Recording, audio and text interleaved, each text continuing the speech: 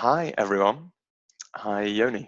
My name's Robbie. I'm a leadership coach based in London, and we're here today to share a recorded coaching session in full, joined by Joni Zwart.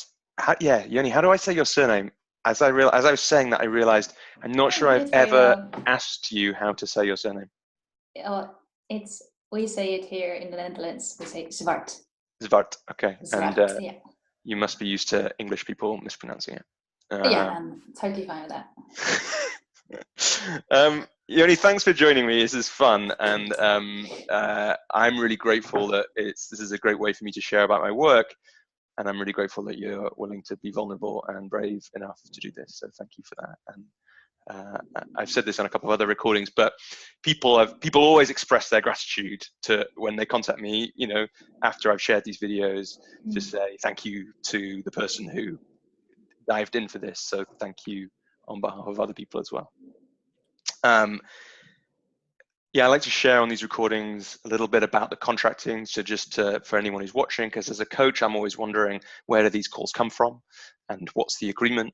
And Joni and I did some contracting over email and then on the call just before we started about allowing her to dive in and be as free as possible, and me to do that and to do the best work and the most useful work we can, but also her feeling safe and confident that if we go somewhere today that she doesn't want to share with the world, then we can make an agreement about that and not share it, and perhaps agree to record again if we feel like that, just so that she's in control, because this is a vulnerable and personal thing to share often, the coaching that people go through.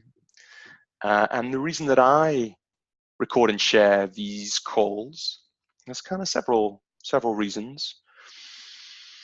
One is because coaching's a hard thing to explain to people, this work that I do, and the best way to understand it is to experience it.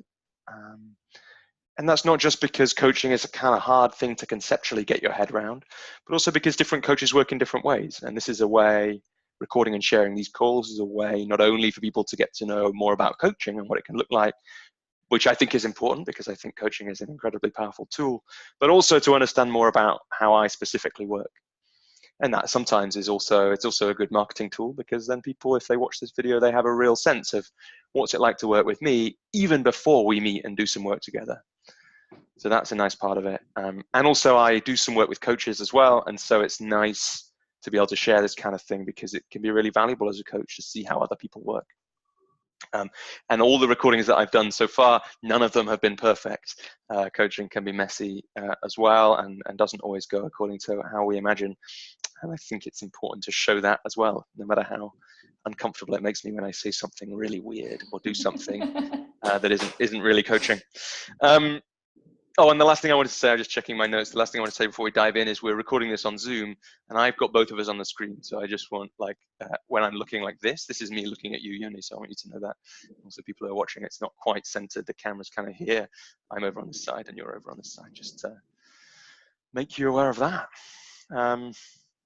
But yeah, Joni, thanks for joining us, joining me, and allowing this to happen. And you know the kind of ways I like to start these calls. This time is yours to use however you want to make it as useful as possible for you. So how can I support you this afternoon? Well, I was thinking, knowing of course that we would have this conversation, this coaching call today, what topic to bring to you. And I would like to dive into the topic of putting myself first. And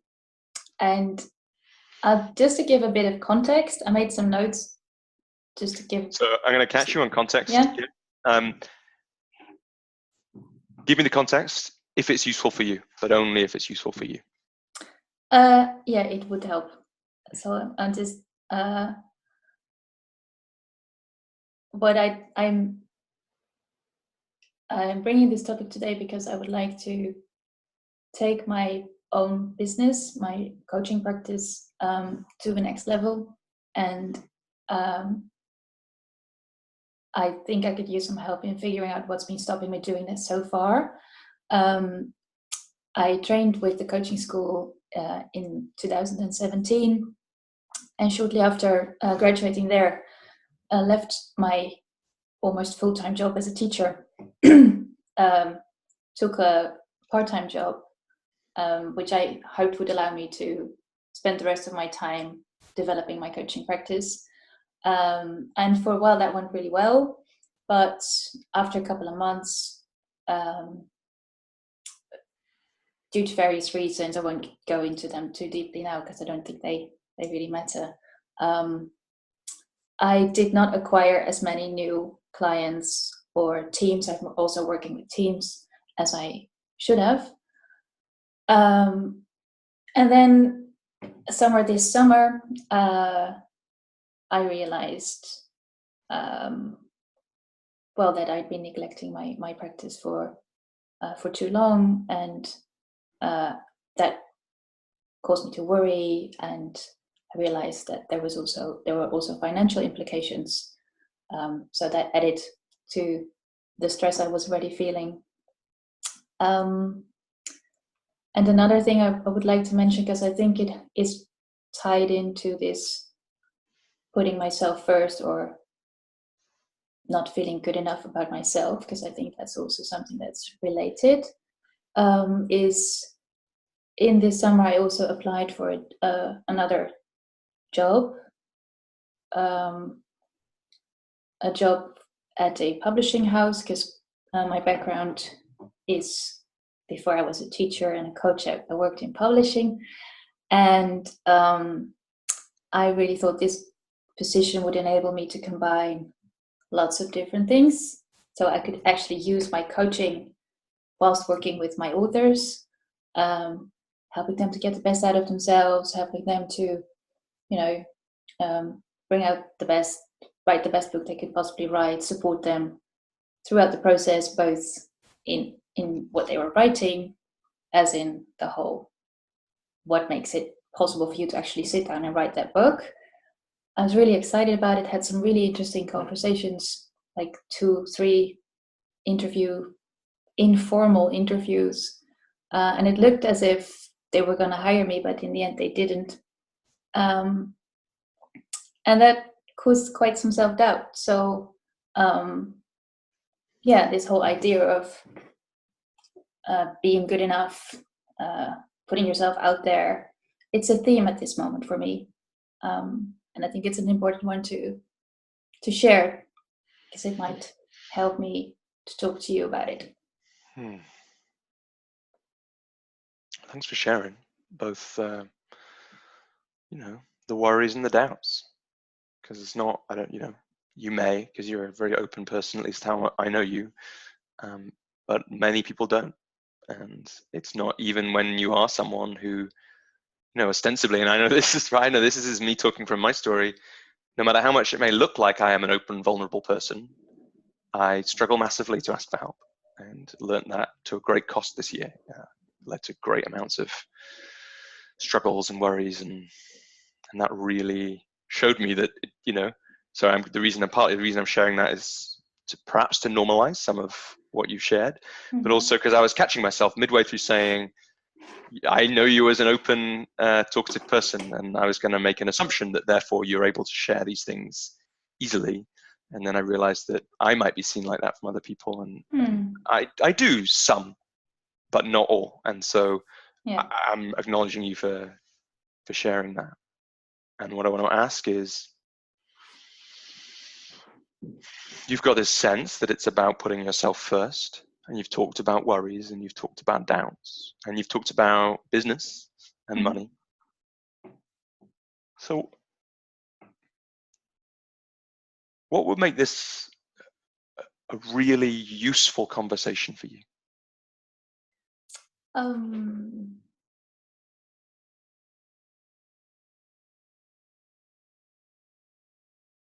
Well, I would like to explore what I'm looking for the right words, my difficulty or my struggle with putting myself first is, because it's not something, and maybe that's why it's it's not easy, but it's easier to share it now because I have been giving this some thought in the past, and have earlier on acknowledged that this is what's making it hard for me to actually run my own business. Is I'm always really aware of what other people might expect, or to a lesser and lesser extent think. And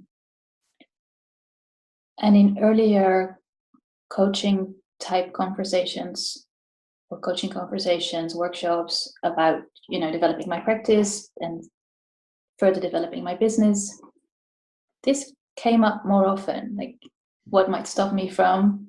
It's always, oh, but I might let people down, or I might not be there for people, or I'll have to say no to people in order to free up time to devote to my practice, which is essentially to myself. And there's also an element of, and I'm sorry because I'm diverting from your question, what would make this a really good session? Well, what would make it a great session is to just find some answers around those questions that have been running through my mind for a long time. Yeah, Joni, you know that, like, if I ask the wrong question, you can just answer the different question that you want to answer. That's fine. That's part of this game. So answer the question. Tell me that last thing. Yeah, well, the last thing I would like to add is there's also this sense around putting oneself first.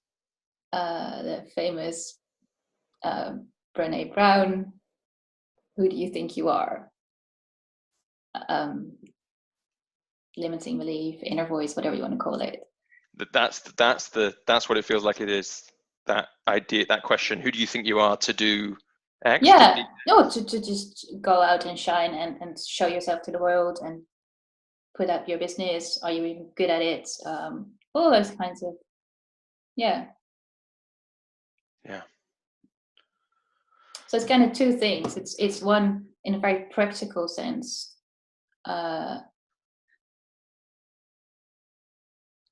Directly saying no to people, and thereby possibly letting them down, and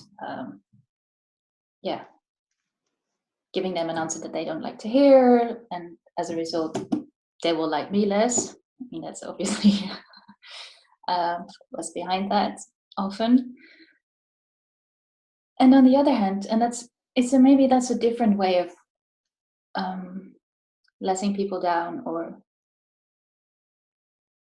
it's by saying, you know what, I'm going to do this is what I believe in, this is what I find important. And this might sound very irrational, but part of me then thinks or says, and this is the who are you to do this? You might offend people if you go out there and shine, and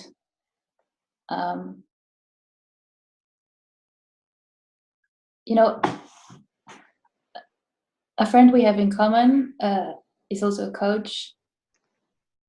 He and I once had a conversation, and he brought up, I'm probably digressing now, but you'll know how to get me back on track. He brought up Anthony Robbins. You're already saying that, right? So you're probably about to digress. I'm playing with you a little bit, but well, let me just tell this first, because I think it's then we've got enough material on the table to then start sorting.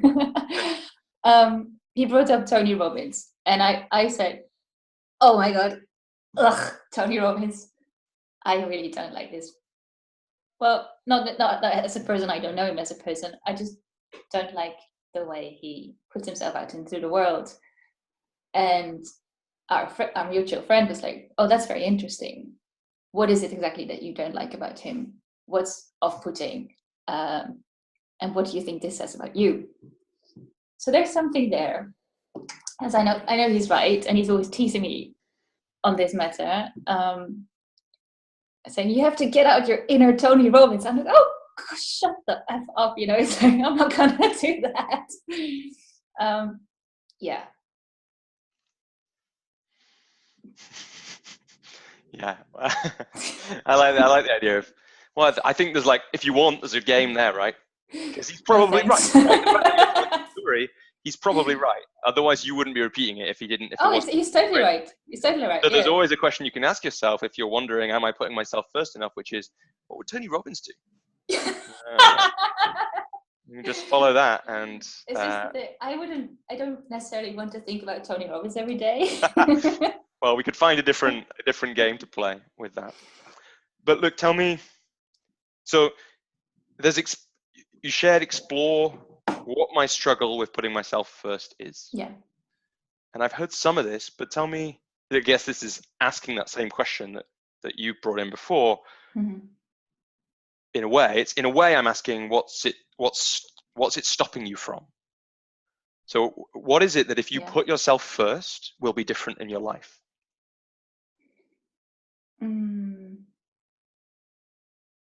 Well, the way I visualize and picture it is I shall be spending more time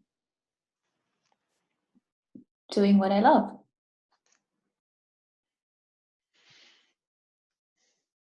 Yeah. And so, is this right? That underneath what you want to be doing, what you would like to come out of this session, is to be able to spend more time doing what you love? Yes. And we think that exploring this issue, these challenges, this struggle will help you get there. And that feels right to me. It feels like there's a lot of ways we could look at that, and a deeper understanding will empower you to make different choices sometimes. And that's a beautiful thing. I like to play on I don't know what the next level up is, but it's like, is there something that you haven't shared yet, or something in that space, something explicit that's the thing that you really want to happen? The bigger thing, but it's just a bit frightening to say it, like something that would just be really amazing if it came out of this conversation, or if this conversation enabled you to get there? Well, I guess it would be, what does doing what I love look like?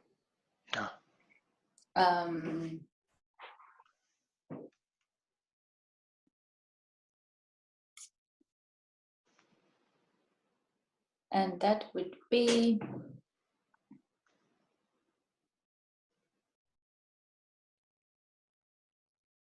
it would still be work. It would still be, it's not like, oh, I'm just gonna win the lottery and only read books or go to the theater or travel, much as I love all these things. No, it would really be a more intense and fulfilling way of spending my time professionally. And for me, my professional life and my personal life, they're often very intertwined. So I've already spent a lot of time and through a lot of trial and error finding my path and carving out a path to find the work that feels right to me and where I feel like that lights me up, where I can bring the best version of myself, like all these things we do for the people we coach, or hope to do for the people we coach. And those are things like having one-on-one coaching conversations, working with teams, bringing out the best in people, working with authors. I love working with creative people as a coach, but sometimes also as an editor. And another thing I really, really love doing is public interviews. So having these conversations in front of an audience. And I just love to do that all the time. The reality is that this is not what my life looks like at the moment. I'm fortunate to do a lot of those things already, but they're just bits. So that's the completer picture. That's probably what I hadn't shared yet. But that's, for me at this moment, what doing what I love looks like. Yeah, thanks for sharing that. It's great. Like, I got the feel from it, and yeah. Yeah, I'm looking forward to that. Can we start now? I couldn't see, yeah, I couldn't see where you were looking, but the people, like, I was smiling, like, it's like, oh yeah, I get this. It feels right. So can we start now, right? Yeah. That's what you just said. And Yeah. the question maybe is, I guess this is where I am, like, is that like the really amazing outcome from this conversation would be starting that now. Yeah. Like the thing that would change the life that could come out of this would be that. Yeah.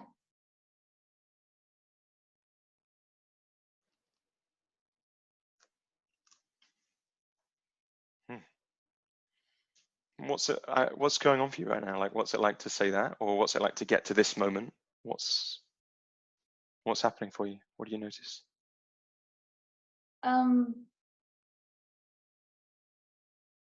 I feel this is talking about this like this has really lifted my spirits already.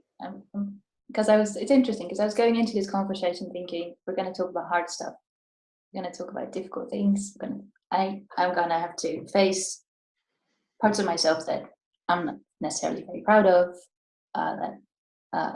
but I know that they're there and I want them out of the way because I want to get somewhere else. And it's really lovely to just now be able to see where I'm actually going, because I didn't before. So I'm feeling quite good. Yeah. So can we just start now? Can we just skip the hard bit? Well, we can. Like, I'm teasing. No, I don't know. Just joking. That's the place we get to, isn't it? It's like, this is what I believe about coaching and these kind of conversations.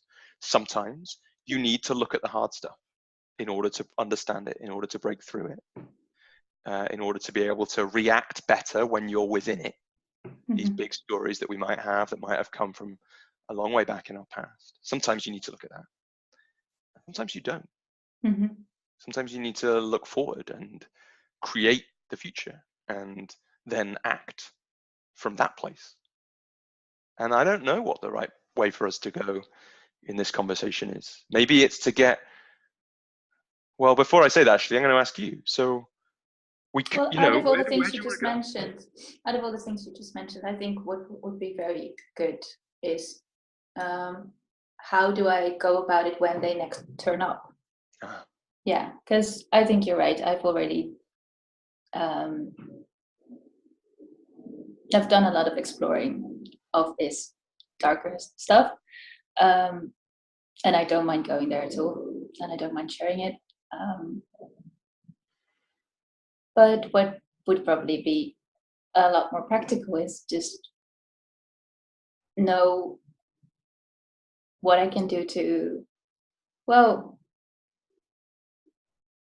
there's an approach that Gary Subak, is that his name? Am I saying this correctly? He often talks to Oprah. His idea is you've got two choices. It's either you react out of fear, which happens without thinking, something turns up and you just respond straight away, or you react straight away, or you just hold back for 1 second and then you can respond out of love, because you can never feel the two at the same time. It's either or. It's often better to just act from a place of love. Yeah, so that's something to look at, I guess. Yeah. Tell me, a couple of minutes ago, just after you'd spoken about the future, mm-hmm. I asked you how you were, and you said that things have changed, and you're feeling the uplifting bit. Yeah. Is that still? How much of that is still there? Oh, 80%. Okay. A lot. So what I'm curious then. Great. I'm glad it's still there. I'm glad I didn't miss that chance, because when you said you spoke about acting from a place of love, and you spoke about what's happening in those moments when I'm faced with those difficult things. Yeah. I got curious about what it's like to be you right now. So in this very moment, what's actually when you're not in that place. In fact, when you're in the opposite, when you're seeing and feeling the possibility of the future, all these things that you've done bits of that would just like be amazing to just start doing just those things right now. And it brought you all the other lifestyle things and life things that you want. I want to know what that feeling is like. And what I'm interested in is a really grounded, actually physical, physically. What is it like to be you right now? Where is that feeling located in your body? And what is it like?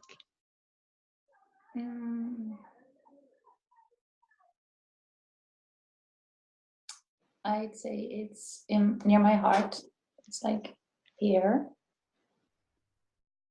And it's also, I literally feel like I just now want to get up and do it. So I don't, like, in my limbs, like, you want to going. get up? Oh, you want to get up? You want to do stuff? Yeah. What do you want to do? I don't know.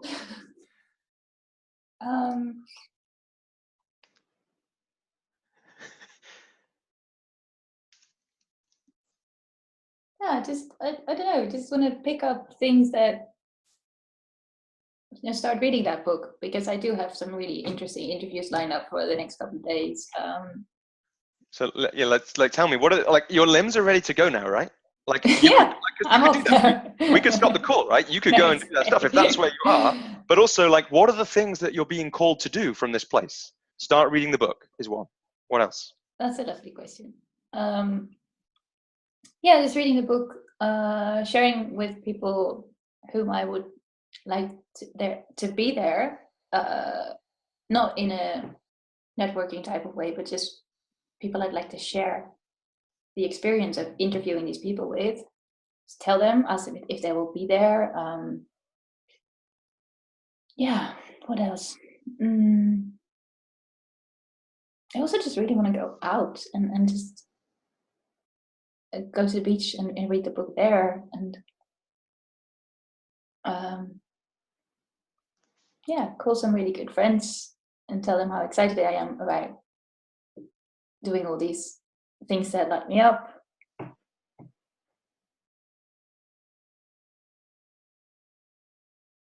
Yeah, it's a really nice feeling. What else? It's also interesting because, well,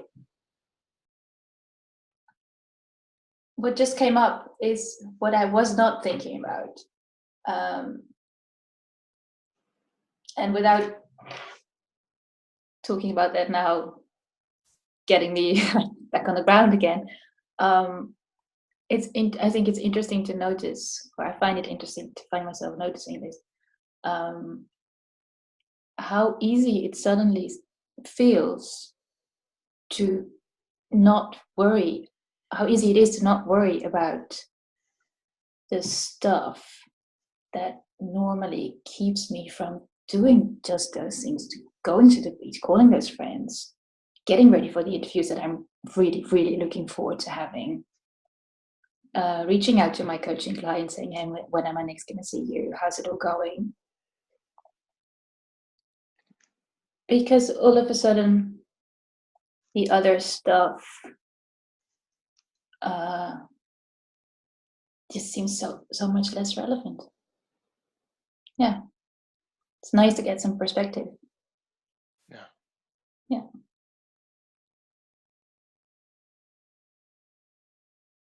What else are you being called to do? What else feels easy right now? Feels like the arms are itching to do. Yeah.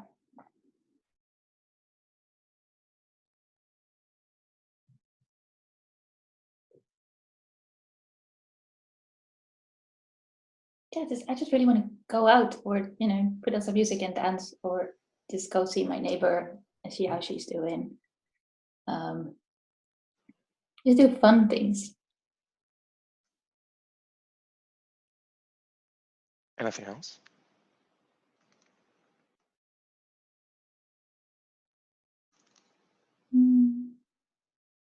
No. You know why not? Because what's been weighing me down over the last couple of months is that I've had to divide my attention and give it to lots of little things, necessary things, in order to do my day job.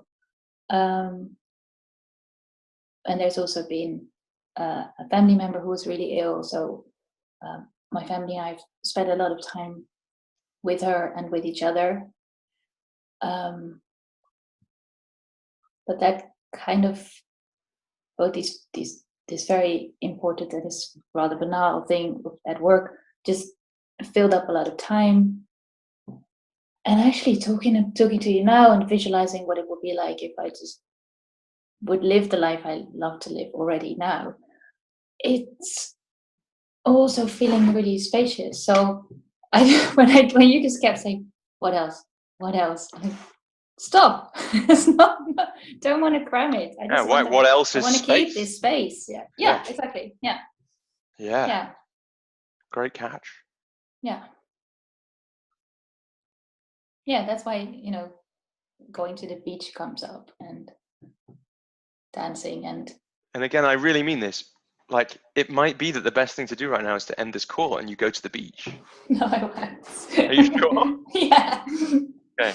Yeah. Because sometimes it is, right? Sometimes we're done, actually, right? And what you wanted was to spend more time doing what you love, and what would be amazing would be to understand what it looks like, and then to start doing it straight away. And you could do that. I can gift you an hour back, because we thought we were going to speak for another hour, and you can go to the beach. Well, you're lucky. It's raining here. So shame. Sunny in London. I'll keep talking to you. Okay.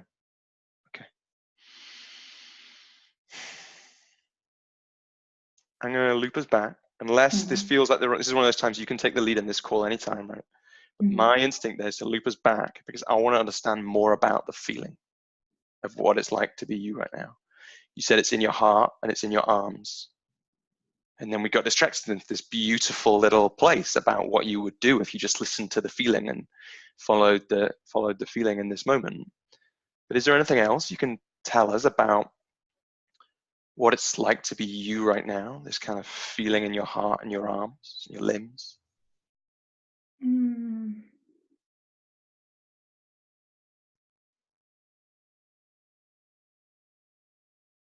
There's also it's a sense of possibility, curiosity, confidence.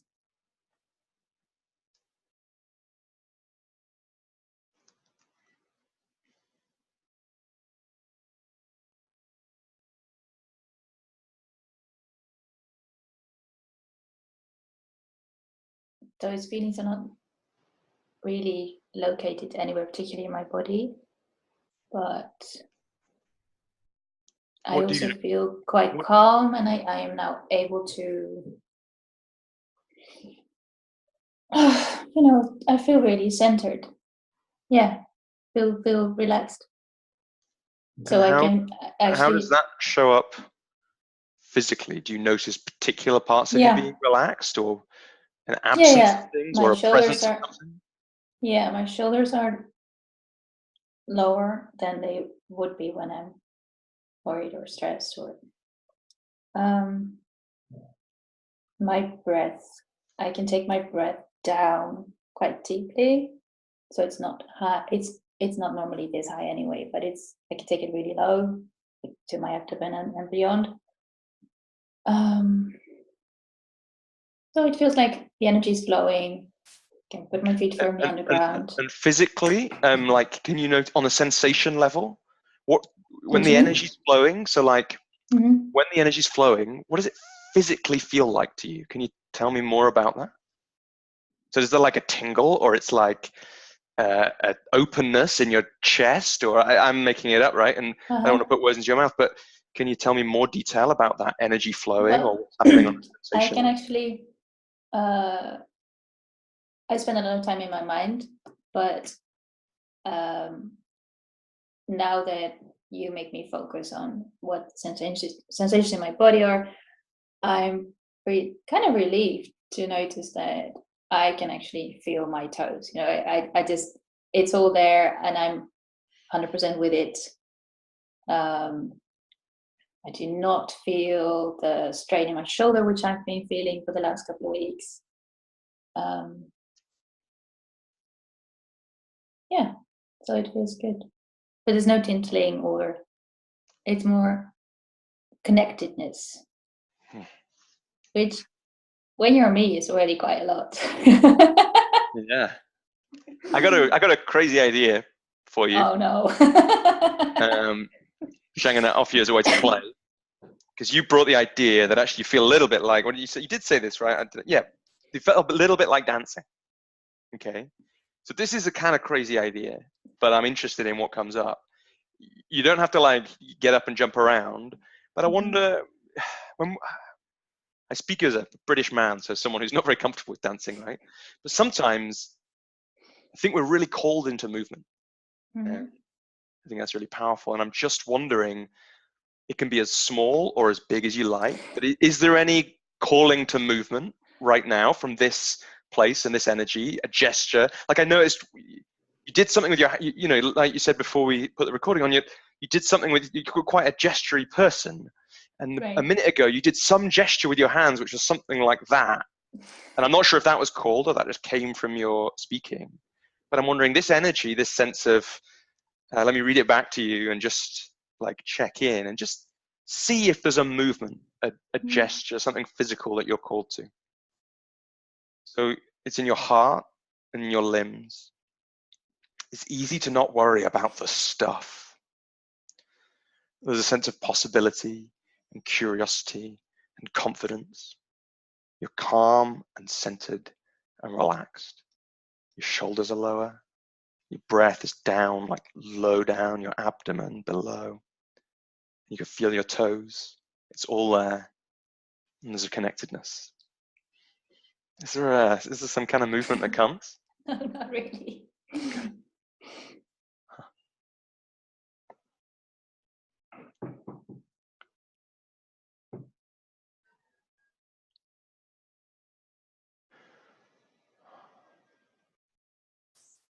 If you had to invent a movement to go with this feeling, what would you invent? Small. It can, like, let's make it really small. Yeah. Something you could do on the bus and no one would look at you weird, but isn't something you would normally do. I really don't know. No, it would probably be moving my arms, but that's like you said, that like I talk with my hands anyway, so But let's play. Thanks for playing with me on this game. I'll explain in a sec. So be moving your arms. So just do the gesture. Just make up a gesture now. I really don't know. Yeah, does that feel like it? That feels a bit tense to me. Yeah, well, I'm not really feeling the movement. I'm sorry. Just explain it first. So let me bring it back in. So it's really interesting what you shared about you spend a lot of time in your head, and it's kind of a relief to notice your toes are still there. Right? And it's interesting to think about the physical sensation level. Not exactly as you describe, but often if I ask a client to get as close to the physical sensation level as possible, first of all, not everyone can do it, right? And this is an interesting thing about the world we live in, because not everyone has the body intelligence to be able to check in with that, because we're sometimes just so practiced at being in our heads, and it's kind of a shame. Because there's all this amazing stuff going on in our bodies that we don't even notice. And it's a relief, right, to notice your toes. Or it's that thing where if you put your attention on your fingertips, there's a tingling. Now, that tingling is probably always there, but you only notice it when you put your attention on them. And so the interesting thing is, the reason I'm asking about the physical sensation, is this could be one of the answers to, what do I do when I'm in the stuff, right? Is I get back to the physical thing. And there's a teacher called Mandy Blake, and what she says is, I was listening to this on a podcast, often having something to literally get yourself back in your body in those moments is really useful. And that could be a gesture, it could be a practice, it could be that. For you, it might be something different. No, it might be as simple as drop the shoulders, do the breath, get up. It would be getting up.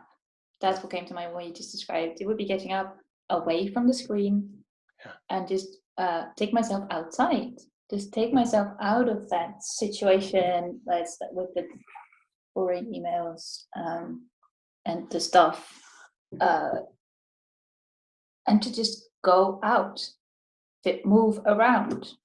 It's actually, or put on some music and listen to a song, dance in the room. And of course, this is not new. It would be to me, yeah. It would be new to you.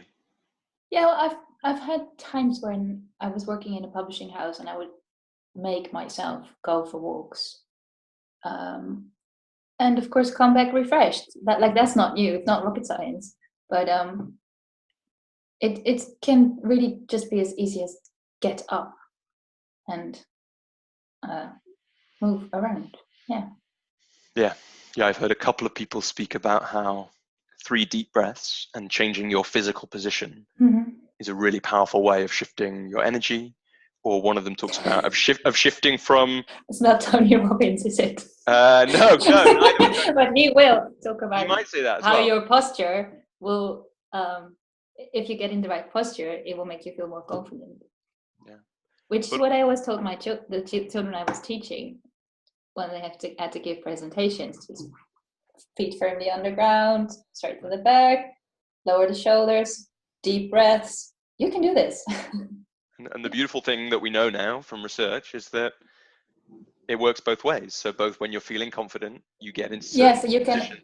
But if you get into those positions, you feel more confident.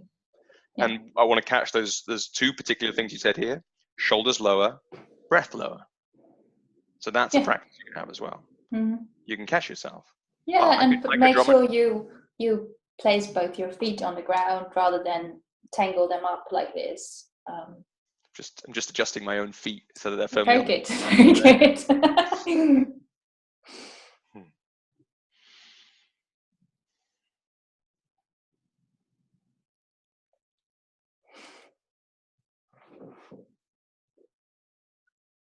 So I'm curious.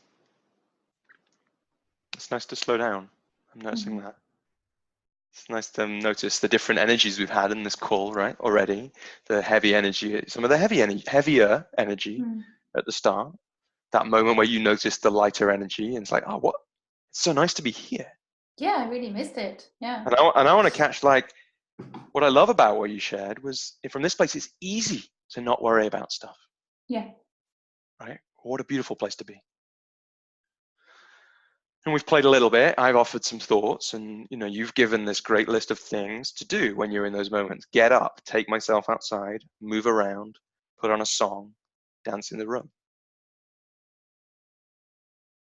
So where do we go from here?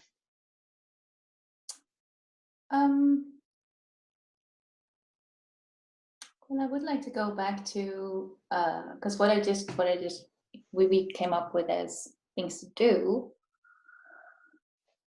I guess that I don't guess. I know, and I'll definitely use them. They're very useful tools to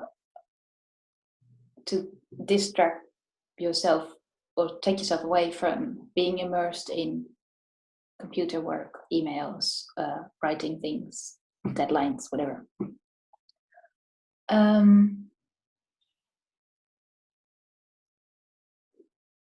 But there's still, it's not the complete answer to negotiating, dealing with, I don't know the right word, but handling situations where where I experience pressure, whether it's there or whether I imagine it to be, from other people to deliver or to be there or to be available or whatever. So I would like to use the rest of this session, if we can, to dive into that a little bit more. Yeah.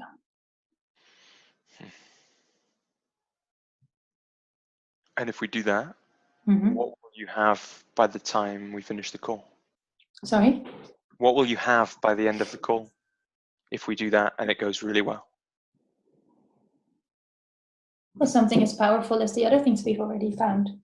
Yeah. Yeah. And what will the something, tell me more about the something? What I feel I need is not so much like an outlet or a moving away from it, but also a way to say, stop.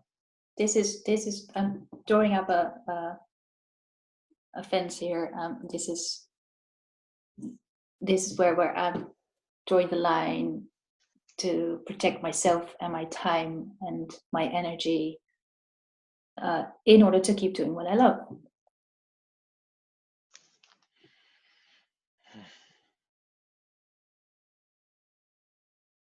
And I guess those situations that I imagine needing that are situations in which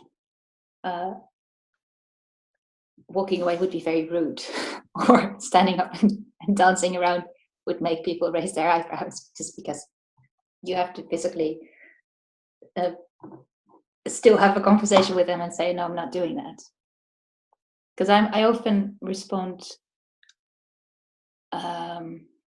my reaction, not always, but my reaction can sometimes be secondary. So there will be a conflict of interests.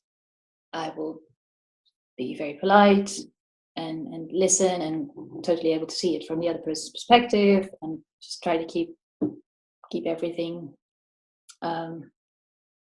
nice and friendly. And then like the day after, I think, hang on a second, they were crossing a boundary here, or how come we only played by their rules, or what have I got to say about this? How do I really feel about this? And, going through all these motions only like a day later, or maybe 2 days later, such a waste of time and energy that I could very well do without. So I feel like... And make it real for me. So what's like... Well, I'll tell you. Something's happened. I will make it very concrete. Earlier on, I mentioned applying for a job. I've had 3 conversations with the company I applied. There was no formal vacancy, but a friend told me that there was a position going, or they were still looking for someone in that position, that a role that I could see myself in. And a first conversation with a senior person who said, oh, I'll put you in touch with my publisher, talk to me. And we had a lovely conversation, like 1.5 hours, felt very relaxed, very much like they could see me work there. I could picture myself work there. And then the third conversation, something shifted. It started off very informally, chatty almost, sort of building on the second interview we had. And all of a sudden, towards the end, they asked a really hard question, which I was totally unprepared for. Because when I asked, do I need to prepare for this interview? They said, no, we'll just have a chat. It will be just a nice chat like we had last time. And when that happened, I did not have the awareness to say, if you wanted to talk about this, you should have told me before, or how can you only bring it up at 3/4 of this conversation? Or I was thinking, I had different ideas about this. That only came to... If they were questioning... What was the question? No, it's okay. They were questioning not so much my ability to do the job, but the position would require me to work as an editor full-time. And I have been working as an editor for many, many years, but never only that. And they were worried that therefore I would not be up for the job or something like that. So they were saying, are you really sure that this is what you want to do? And are you really sure you want to do it with us? Very legitimate questions, but the kind of question I would have liked to have prepared for, so I could just answer it straight away. And if you'd had your boundaries up, if you'd taken the second and responded with love, you could have said, oh, well, that's a great and legitimate question. I was under, something. I was under the impression that you were already okay with this, because the conversation before, they loved that I'd done so many different things and they thought it was great. But I didn't have the awareness then to just step right up. And what did happen in the moment? Like, what can you, if you can remember, and if this is, yeah, I do. like, yeah. The question was asked. Yeah. What did go through your mind? I felt a physical response. Like, I physically felt like someone was putting the carpet underneath my feet and I would just tumble over. I really had not seen it coming. And what took over was a sense of not being good enough. And I was not, I lost the focus on just, I wasn't feeling centered. I couldn't really stay with myself. But instead, in my head, I just started not even thinking. It just goes faster than that. Like scrambling and trying to find stuff to say to please them. And you let yourself down when you do something like that. And that's what actually causes you to feel, caused me, I shouldn't say you, caused me to feel even shittier about the situation, because I didn't stand up for myself. So I also abandoned myself. I was only focused on them. And that made me feel really, really sad. Yeah.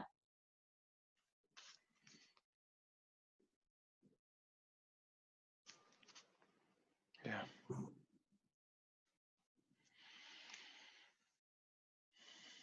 So the interesting is that, and this is just an example, right? But it's not schizophrenic, but it's quite paradoxical that part of me is focused on what does the other person want? How can I make sure they don't think I'm not good enough, or that they don't dislike me, or whatever. And then there is another part which says, hang on a second, but you have to look after you. That's important enough. Why are you letting yourself down? Why are you doing this? And combine the two together, it's both parts not happy, like not feeling good enough, and also I've let myself down. But the good thing is that there is apparently a little thing deep down inside who says, hello, I need looking after, hello. And that it's just a matter of trying to reach that part before all the other shit does. I don't know. Maybe I'm making it up as we speak, but it feels like there's some sense in there. I don't know. How to reach that little part that's saying, no, look after me first, before all the other shit gets there. Yeah.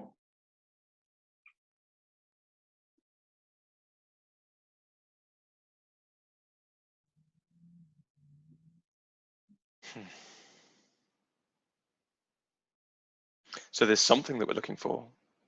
That's what it does? It finds that little part more quickly, more easily in those moments. Yeah.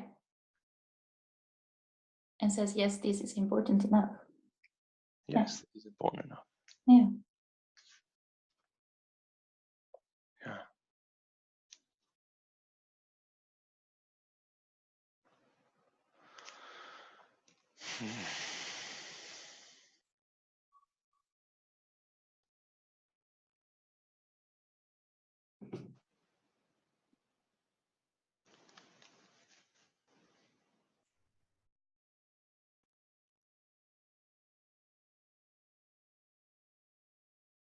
And it's great that little part of you is there, right? Yeah, it is. And that it's there as well, Yeah. even in those moments. Yeah. Is that the part that's here more now when it's easy to just not worry about stuff? Or is that another part, another state, a different thing?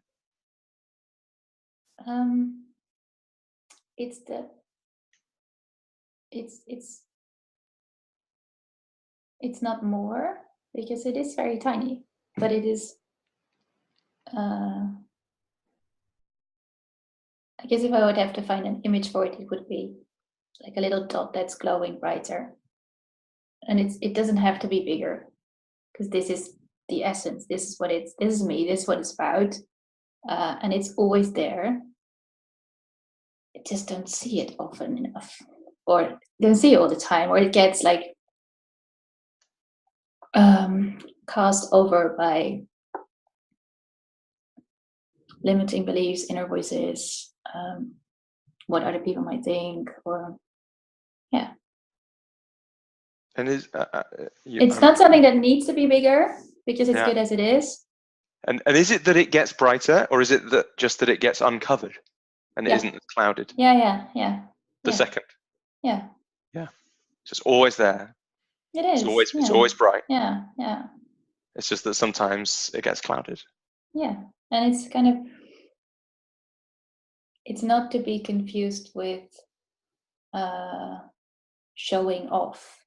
Because that's another, like, this is the Tony Robbins gremlin. It's what's covering it is actually often, who do you think you are? Don't show off. Don't stand out. It's not about you. All this. I'm going to play with that a little bit, right? Because it's interesting that those are on the same. That feels like two ends of one line to me, or even the same line. It's like one end is Tony Robbins showing off all the time, and to get us to make sure that you don't become that is all these clouds. Yeah. Right. It's like, who do you think you are? Don't be like, right, but don't be a show off like Tony Robbins. But also in there is like, don't be a success like Tony Robbins. If I'm a success, if I'm too much of a success, I might become Robbins. That would be god awful. Fucked. Right? Absolutely, right? So I should say I quite like Tony Robbins. No, it's fine. But like, do you see how that? I don't hate him either. No, it's just the showing off. Right, but do you see how that? Do you see that? Does that feel right? That it's like actually, because there's this game that there's a metaphor. Another way of looking at it is a metaphor that I really like for some of this kind of thing, which my friend Vegard uses a lot, who I think you've met. And what he says is, when we're a kid, we have access. We live in this castle. Yeah. Right? Have you heard this before? No. So we live in this castle, this massive castle, and we just run around playing in it. Like, we can play anywhere we want. We play freely. We do whatever we like. And then one day we get to the top of a tower maybe, or down into a basement, or just playing on the walls or in a particular room. And we learn that that room is dangerous. That tower maybe is dangerous. So we make sure we don't go there anymore. But it's in the castle, you can't, it's not, especially when you're a kid, it's not that easy to just isolate the top floor of the tower where it's actually dangerous. You end up locking the door at the bottom of the tower. And then you lose every other floor of that tower just to make sure and be safe that you don't fall off the top of it. And the metaphor here might be the top of the tower as being a terrible, terrible show-off who outshines other people, makes them uncomfortable, makes them dislike you because of how successful and good or just brightly shining you are. And down the rest of that tower are all these other things, which at the moment you don't have access to. And you might not want to get back to the top of that tower, but you might, what might free you up that little bit more to shine that little bit more is the bottom floor or the second floor or something like that. So I'm wondering, from those two ideas as visual things, the line and then the sense of the castle and the tower, what's coming up for you?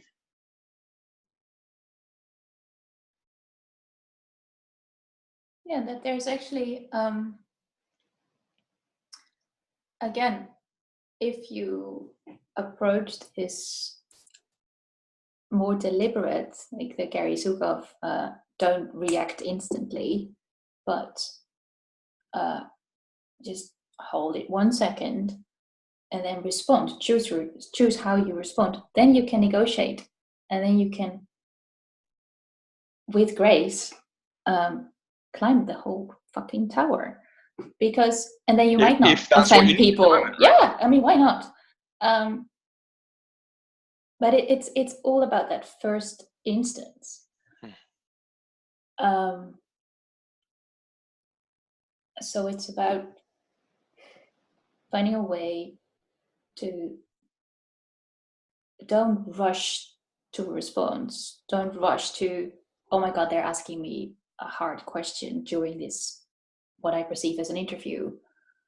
I must now come up with something, and immediately, you know, the stress, fight, flight response.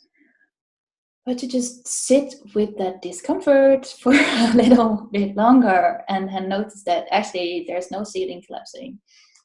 And you can actually buy time by saying, I'm going to think about that for 2 seconds. If I would have done that, I would have immediately said to them after 2 seconds, oh, that's a very difficult question to ask, or I wasn't expecting this question, or, you know, which actually I did in another interview. I was able to do just that because the feel was different. And when they, in that situation, asked me a question I wasn't expecting, I just said it. And I left that room feeling completely at ease, and like I was just myself the whole time. So I guess I wear myself out sometimes, because what I'm about to, the conclusion I'm about to reach now is one that I have more often reached in coaching sessions, therapy sessions, talking to friends. And it's just about finding that space where you're sitting with this discomfort, and where you're just quiet, where you're still. Like I often quote, at the still point there the dance is.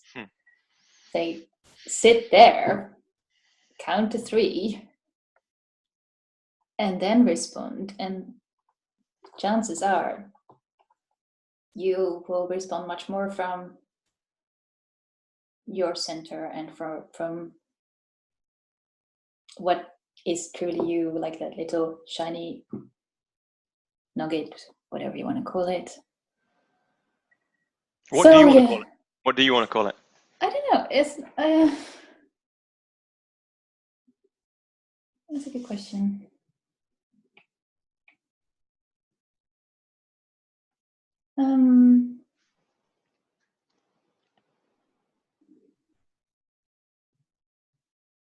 I picture it as a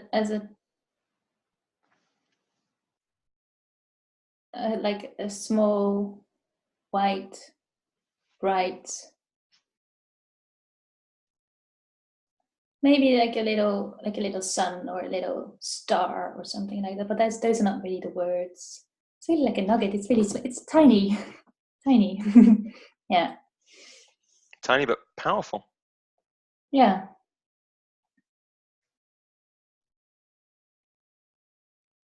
You know, I probably shared this before with you.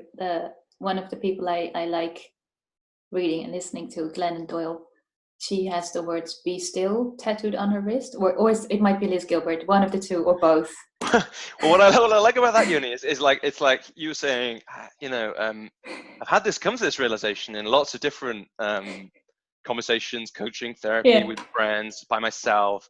I just need to take a breath and slow down. Mm-hmm. Yeah, just not do it. And in my mind, I was like, I wonder if where we're going to go to is, how do you bring that into mind more? And now you've just like, where do you want it? Like inside of the wrists, maybe inside of the eyelids. You know, it's like, I'm joking, of course, but it's right. Why do you think she has that? Whichever one of those two. Oh, for exactly this exact reason. Why I should do it too. Yeah. Yeah. I've been seriously contemplating at the still point there the dances, except T.S. Eliot is said to be an anti-Semite, and I don't really know if I want those lines on my arm. But, you know, maybe. Yeah, and the sense is there. That at the still point, They're the dances.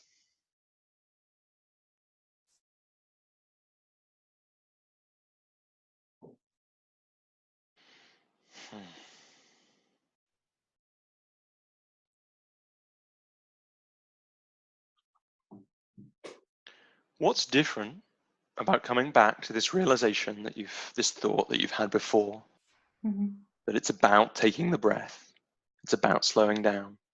What's different about coming to it this time compared to the times you've come before, if anything?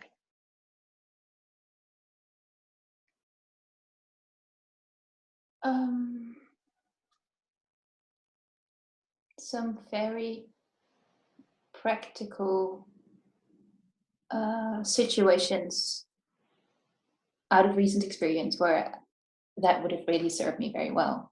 Yeah, before it was more theory, and it was more recognizing when other people spoke about it that was probably more how sometimes you intuitively, when you read something, you think, yeah, this makes sense.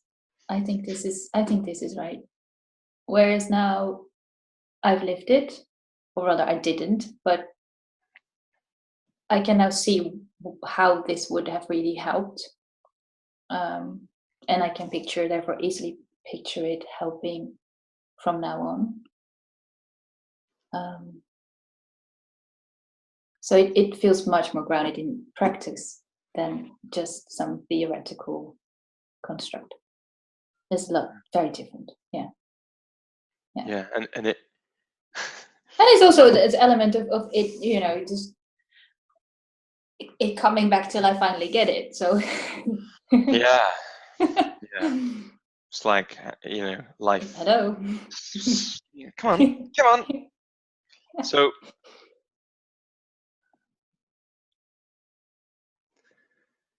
I get this instinct though that that's not enough. There's something that you wanted. The looking maybe at this, what you do in these times, that I had just little instinct there that maybe we haven't quite got there yet. Is that right, or are we actually? No, you're right. You're right. There's an element of permission. It's an element of like having the permission to, because there's still the action of, after I've read on my wrist, be still, or sit with the discomfort or whatever, to then really say something people might not want to hear, or then to draw a line, set boundaries, say, you know what, I'm not coming. You know what, I can't. Yeah, I know you want to see me, but I've got other things to do, or I'm going to say no, even though I worry that you might not like me, or you might run away, or you might not offer me a job, or offer me a project, whatever. Because it's just healthier when I look after myself now, or go to the beach, read a book, whatever.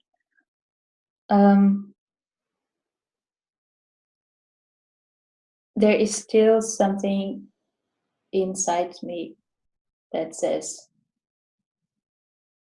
you really can't say that. This is not right to say that.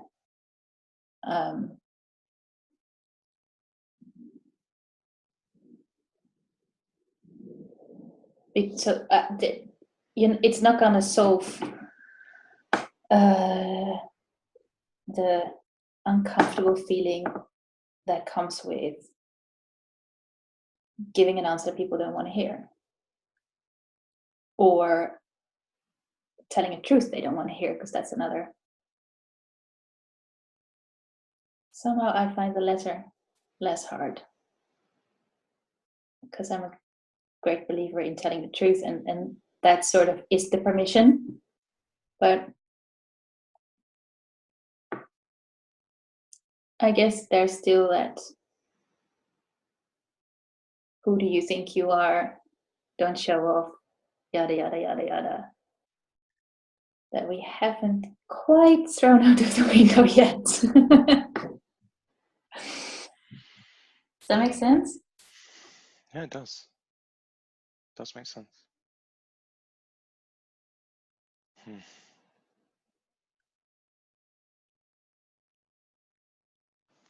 The sun's just coming out now here, and the sun is shining across the room onto the wall.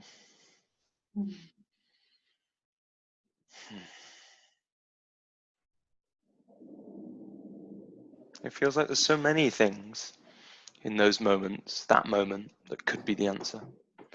I'll share a couple of the thoughts that came to mind. Right. One is, and this I think is something that we probably learned on the coaching school, it's to not, right? It's to know and see and understand. And another time, we could play it now, or you can probably spot this or catch it. Could be another time we play out, where did this come from? Right? And why was it once such a valuable thing? And sometimes it's useful to know that. But I think probably for you, we don't need to do that, because you understand, you know yourself, and you understand that many parts of you that were there and have been there and often are there to look out for you, to protect you. And so one option in those moments is to remember that, to take the breath, to remember that the urge to not be disliked is a powerful one. If you were disliked, if your great times 100 grandparents were disliked, they might have been left behind by the tribe. They might have literally died, right? It's not a joke at that point, at that age, probably more than 100 greats, right? But, however far back you need to go. And even as a child in the modern day, it's really scary when people, particularly adults, don't like you. So it could be to play with that in those moments, to say thank you. Thanks for protecting me. But I'm going to listen to the little go star. Go ahead anyway. Yeah. Right. But I think it's more than go ahead anyway, because actually what you want to do in those moments is listen to the little spark, look after the little spark as well. And you know that now. It could be that. It also comes to mind that these things take practice. And sometimes coaching is beautiful, and we can get to a point at the end of a conversation where you feel like everything's going to be different forever. And sometimes what you're going to need to do is be really brave. But I feel like it is a real hero's journey, this, because it is about protecting this little star. It's about looking after that. And there's a deep truth in how important that is, if what you're looking for is an excuse to say that, to look after that in those moments, right? Because it makes me feel like a little sad, actually, more than a little sad, to think, like, imagine if you don't do that. Imagine if 20 years pass and this little spark is more and more and more clouded, or even just the same clouded this whole time. And that strikes me as a sad thing for you, but also a sad thing for all of the authors you might interview, and people you might coach, and friends you might call up, and neighbors you might knock for, and afternoons on the beach that you might read.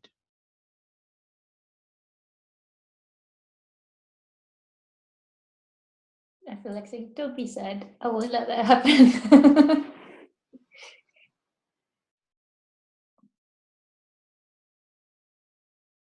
It feels important that you don't let it happen. It feels important to me too. Yeah. And I think, mostly in this moment, because I'm in this place, I'm sure outside of it, I would feel that as someone who knows and, loves and respects you, I would feel sad about it. But right now I'm present with you, and I'm feeling sad about it for you, right? So I'm here in this moment speaking to the spark and looking out for that and asking you to put it first. And it even feels like you can't see how bright it is in here, but compared to how it was at the start of the conversation, it's like the universe is again going, come on, I'm going to even shine the sun through the window of a flat in Battersea just to show you how important it is.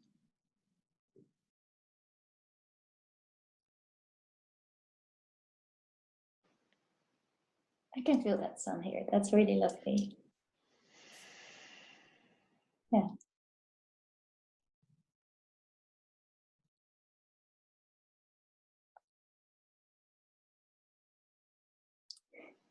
I'm just smiling because I'm imagining that I've just spotted a tattoo on my wrist saying, Be still. Maybe I should just tattoo the spark. Yeah, you could. You could.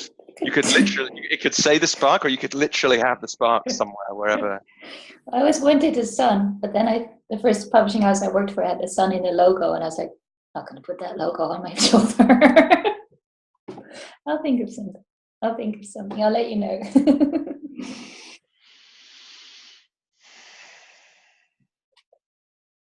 So the curiosity that's coming up for me now is, yeah. what do you need or want in order to complete this conversation today? Or maybe you've already got it and we're already there.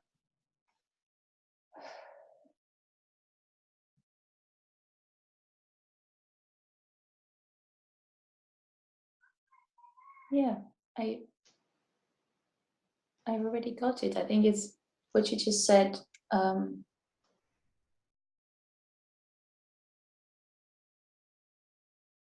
What's really helping me to be brave, because yes, you do need to be brave in order to tell those voices that have only ever tried to protect you and help you and make sure you wouldn't feel hurt, to tell them, thank you so much, but you can sit down now, it's okay. I got this. And we're not going to get hurt. We're actually fine.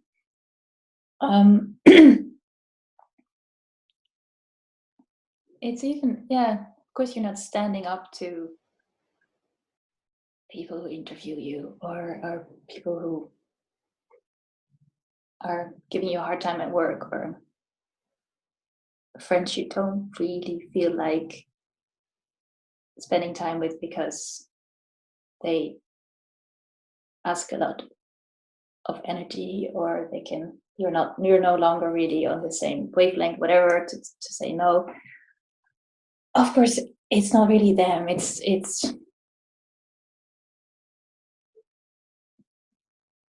maybe parents, it may be teachers, it may be whoever outer voices have now become inner voices. And yes, it does require being brave. But then again, I ask the same of my clients, right? I ask the same of my authors. I ask the same of my friends. So I should bloody well ask the same of myself. And I can't even ask it of any of the others if I'm not doing this thing myself. And what really helps is to have people like yourself encouraging me to do that and saying, I see what you're doing, and it can be really scary, but it's great that you're doing this and it's worthwhile. And it's so lovely to be reminded of that. Like, conversations like this always serve to remind me of that. And they last. Even if this session comes to an end, I will not forget this. And it's really, really helpful. So yes, you have already given me what I needed today. And day after day after day after day after.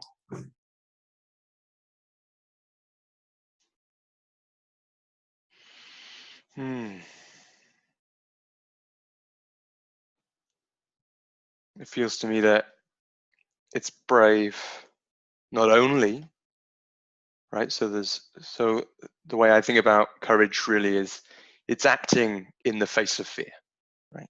Without the fear, nothing is ever brave. And it's like the definition. And actually, there's two elements of courage involved in this heroic journey.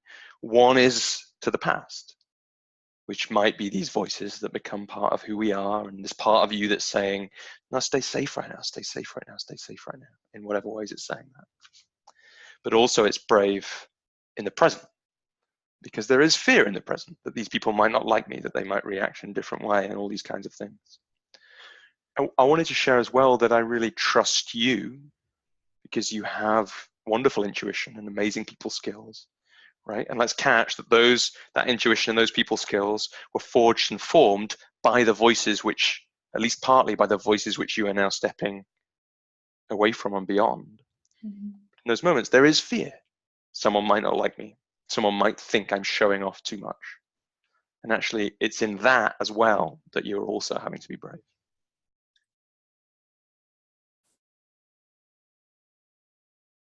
Yeah. Mm-hmm. So I really like that you've said you've already got what you need for today and tomorrow and tomorrow and tomorrow. But I don't quite trust you. And I don't want this to be, I'm like, you can say that you have, right? Yeah. But I don't want you to, like, and this might happen, it probably will. You're a human, right? But I want to try and mitigate it, that you are sitting with someone else in 6 months thinking, I've had that thought again. I really thought I'd embodied it in that coaching session with Robbie, but I haven't. And it's still come back around again. I still knew it intellectually, but I didn't quite feel it. So what is that you can do to, it's like, what if there's a 20% chance that happens? Like, I'm not saying there is, maybe it's 4%, maybe it's 80%, we don't know yet. Is there something you can do to just much lessen the chance that happens? To hold on to this, to hold on to what's happened today?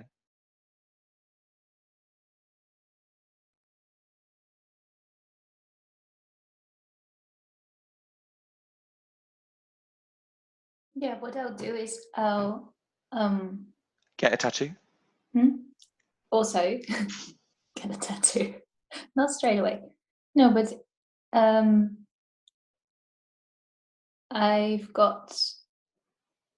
I've been to Italy this summer, and when I was there, I took 2 pebbles from the beach in the very south, as a reminder of soaking up the sunlight there. And I'm just, hello, my cats. Maybe you get like a collar for the cat, which says "Be still," so that each time the cat comes for a cuddle. Oh, that's a lot of the time. That would be a great reminder. Yeah, I need to get him a collar anyway because he wants to go outside, and he's not allowed. There's a very large garden at the place I'm living now. Anyway, so the pebbles from Italy. I'm gonna put them somewhere. I mean, I look at them every day, but they don't mean anything. Or they do, but they don't have the significance that I'm giving them now, which is they will serve as a reminder of that light, right? That sunlight. Happy place. Beach is always happy place. Being outside, feeling relaxed. And now every time I see them, so I'll put them in a place where I see them as often as I see my cat. And then that will serve to remind me that I promised this to myself now.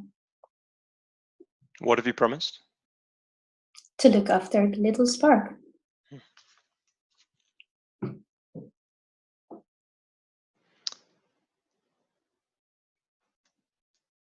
So you know yourself best. What I know about myself is that those kind of reminders, they last for a while. And then the pebbles start to just be a part of the house that's always been there. And this is just probably a way that the human mind works or something, or at least mine does.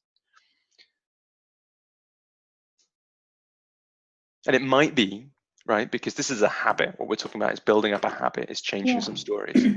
It might be that they stay being present for you and you're a bit different to me and it lasts longer and they stay present enough for this to become something that is much more a natural part of who you are. No, Or it might be that they don't quite last that long. And so I'm not saying there should be anything else, but I'm wondering. I think you're right. I think that's very good to point that out. So what I'll do is I'll put in my diary, like the way I often buy fresh flowers. My grandmother loved having fresh flowers in the house, and I love my grandmother and I love flowers, so I always make sure there are fresh flowers in the house. So I buy new flowers like every 1 or 2 weeks. And I guess it's with the pebbles or what they stand for, just as with the flowers, I have to make sure to refresh them often enough So I'm going to put it in my diary just every week to have a check-in to see if my reminder is still working. And at some point I will change the reminder for a permanent reminder in the form of a tattoo, but I'm still not haven't decided yet what that's going to be. I think the cat collar can come I think first. it's going to be Tony Robbins forever. It's got a very, very good chance. The giant tattoo of Tony Robbins on your back. That won't work, will it? You won't be able to see it. I got a suggestion. Yeah. In that weekly reminder, because I found a very powerful practice this year of asking myself a particular question every work day, and then keeping a record of the answer, and it's been really powerful for me. And it's a different challenge, but it's a similar challenge, because the challenge about following the compass that I should be following, not getting dragged in lots of different directions. And I can tell you about that in more detail another time. But what I wonder if might serve as part of that weekly reminder would be a question or two. The question that came to my mind is, and I don't know whether it's best looking forward or backward or both, but it could be, how did I look after the little spark last week?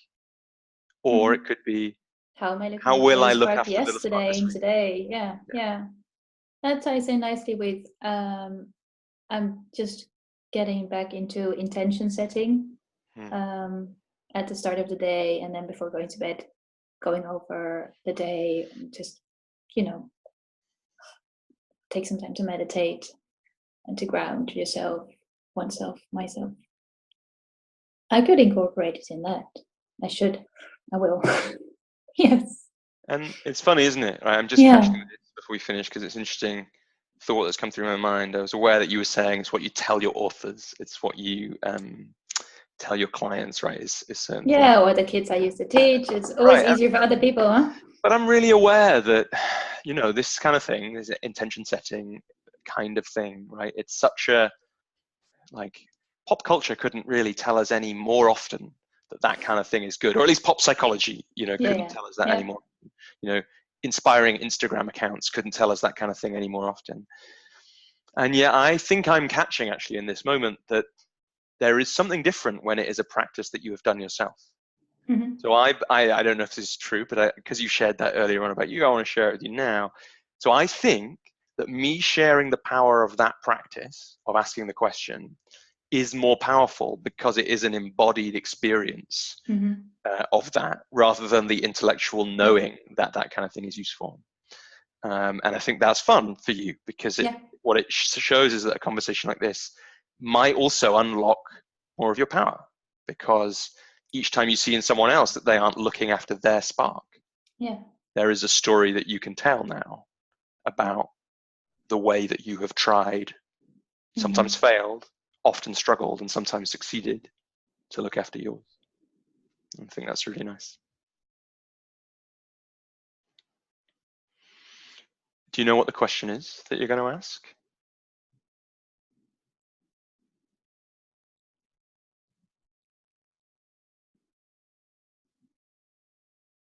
Yeah, how's the spark? How's the spark?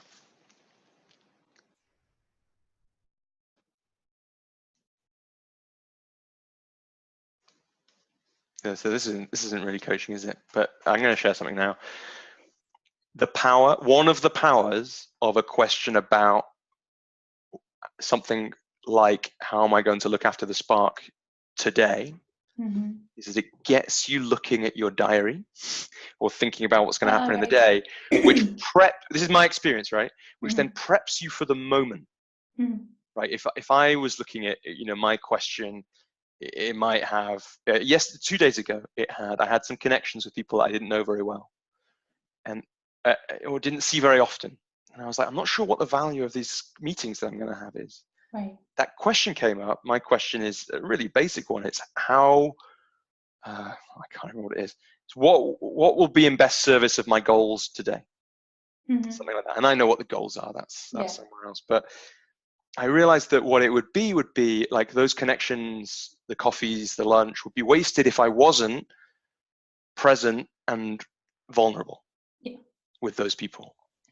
And that's quite an abstract thing in some ways, but I think you're nodding along to get it. And it was really interesting, because the conversations that I had were notably different I think, to how they would have been if I had gone in without that intention.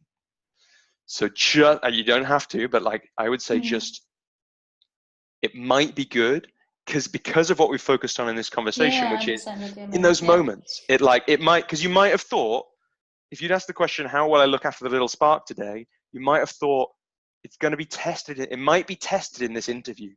Mm-hmm. So I'll be particularly aware, and I'll prepare myself for that interview to be ready to take the breath. Yeah. Or it might be, I know I'm going to meet that particular friend this Sunday. So what would help me? I think I was like, what's helping you to do X, Y, Z? Yeah. Yeah. So what will help me look up? But I would like to make it, and I would like to make it because as you were saying, you can look to the past, you can look to the present, you can look to the future. What I was thinking about when I was phrasing the question was like check-in. The word check-in came to mind. And I like checking in. And I know I need a lot of checking in. If I don't do it often enough, I'll drift. So it would be check in, because first you have to locate it, so sort of come back to center, find that spark because in the first place, the best place, and then see how can we look after it. Yeah, the best part of you to answer the question, what would help me look after the spark, is the spark, right? So you have to find it. You have to go there first. Yes. So that's why the how is it today. So that's like go to it, and then from there go into the day, which is a really lovely thing to do, I think. Yeah. Beautiful. Well, Joni, we're at time, so thank you so much for this. You're very for diving welcome. in, for bringing all these different parts of you, and for letting us see and speak to each of them, speak with each of them, hear from each of them. If there was one thing that you were going to remember from this call, what would you choose? Sorry? If there was going to be one thing that we could guarantee that you would remember from this call, what would you choose? Well, I'm not going to forget the spark, but I do not want to forget how fun coaching can be as well. I had a lot of fun. The spark and coaching is cool. No, fun. I laughed. You said fun, yeah. Yeah. Yeah, you laughed. Yeah, I felt really energized. Whilst talking about serious stuff. Yeah. Beautiful. Thank you so much. Thank you.